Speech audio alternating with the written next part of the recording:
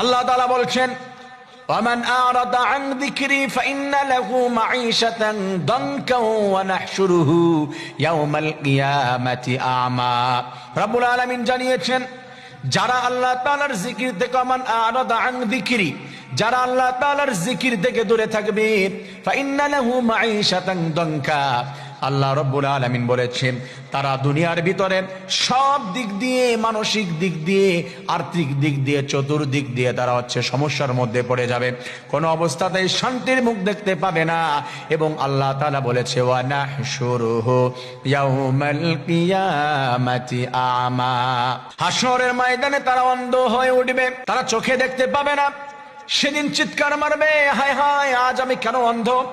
আমি তো দুনিয়ার মধ্যে চোখ আমার ছিল, দৃষ্টিশক্তি ছিল, আজ আমার চোখ কোথায় গেল?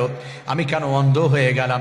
আল্লাহ তাআলা জানিয়ে দিয়েছে সূরা তাহার মধ্যে, লিমা হাশারতানি আমা ওয়া ক্বাদ কুনতু বাসীরা, তোমরা এই